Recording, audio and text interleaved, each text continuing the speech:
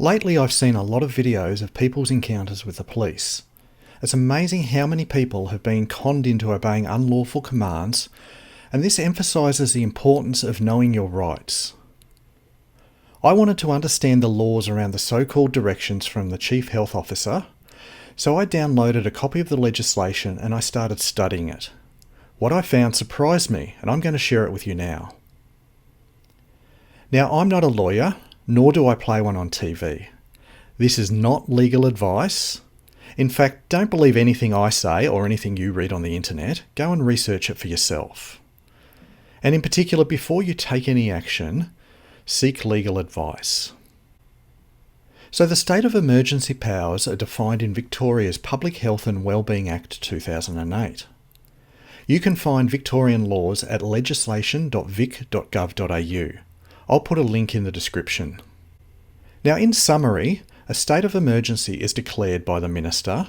Once they've declared that emergency, the Chief Health Officer authorises authorised officers to exercise certain powers.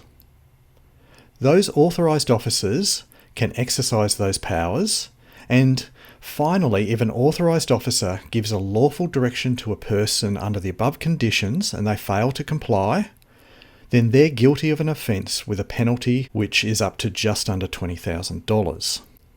So let's go through and actually have a look at the legislation and what it says. So this is the Public Health and Wellbeing Act 2008. The emergency powers are under Division 3. So this starts off with Section 198, Declaration of a State of Emergency. The Minister may, on the advice of the Chief Health Officer and after consultation with the Minister and Emergency Management Commission, declare a state of emergency. So once the Minister has declared that state of emergency, we'll come down here to Section 199. The Chief Health Officer may authorise exercise of certain powers. So the Chief Health Officer may, for the purpose of eliminating or reducing the serious risk to public health, authorised officers appointed by the Secretary to exercise any of the public health risk powers and emergency powers. Now, subsection 2b also says that they can authorise officers from councils too. So what are these emergency powers? Section 200 contains the powers. So these powers are, subject to this section, detain any person, restrict the movement of any person, prevent any person from entering the emergency area, and give any other direction that they believe is reasonably necessary to prevent public health. Section 201 defines how authorisation is given by the Chief Health Officer to those authorised officers. And it says that it can be given either orally or in writing. If it's given orally, it must be confirmed in writing as soon as reasonably practicable. Section 202 also says that authorised officers can be assisted by other persons, and if they're going to be assisted by a police officer, then a request must be made to the Chief Commissioner of Police or a delegate of the Chief Commissioner of Police. Section 203 details how people must comply with directions given to them under the above conditions, and if a person fails to comply, then they commit an offence, and the penalty is 120 penalty units, and that comes out to just under $20,000. So what are these authorised officers that this Act talks about? If we come and have a look at Section 30, we'll see that the Secretary can appoint authorised officers. So at the moment, the Secretary is Kim Peake. And subsection 2 says that the Secretary must not appoint a person to be an authorised officer under this section unless the Secretary is satisfied that the person is suitably qualified or trained to be an authorised officer for the purposes of this Act. So they can only appoint people who are qualified or properly trained for acting as an authorised officer. When they appoint an authorised officer, they must issue them an identity card. And this identity card must contain a photograph of the authorised officer, must contain the signature of the authorised officer, and must be signed by the Secretary. Now, if we jump down to section 166, we'll see something really interesting. Production of identity card. An authorised officer must produce their identity card for inspection before exercising a power under this Act or the regulations. So what this means is authorised officers are not able to exercise any powers under this Act if they have not produced their identity card for inspection. So when we saw what these emergency powers were that authorised officers can exercise, they are not able to exercise any of those powers if they have not produced their identity card for inspection. So let me summarise what we've learnt so far. The Minister can declare a state of emergency.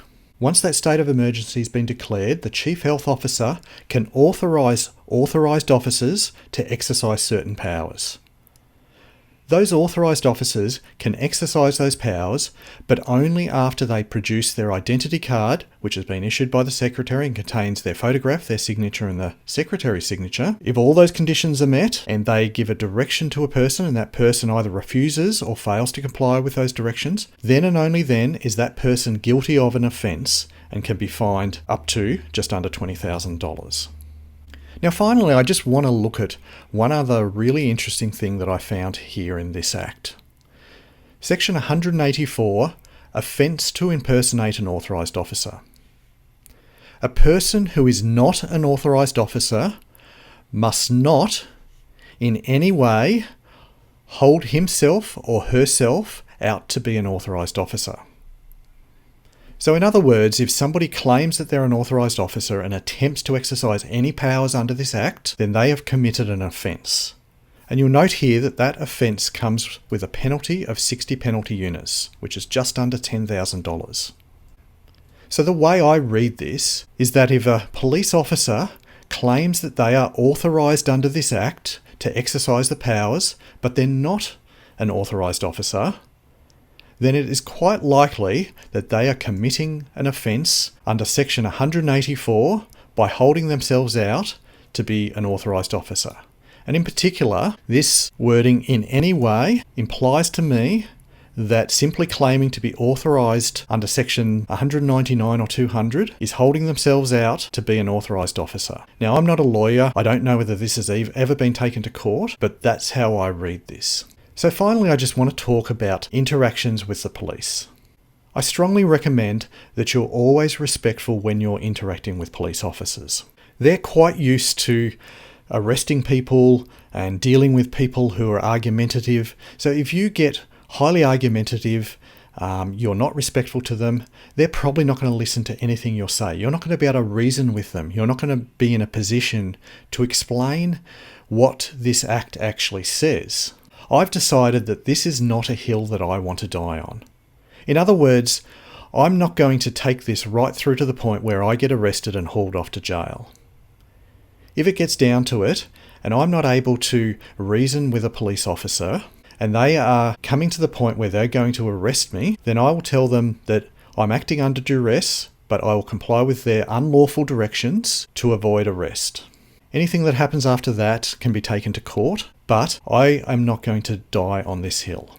Now, as one final point, one of the things that this entire scenario has highlighted to me is the importance of knowing your rights. Now, there's a lot of resources out there that help you to learn what your rights are. Make use of these. Learn what your rights are. Get an understanding of what the law actually says. And nothing beats actually going and reading the legislation.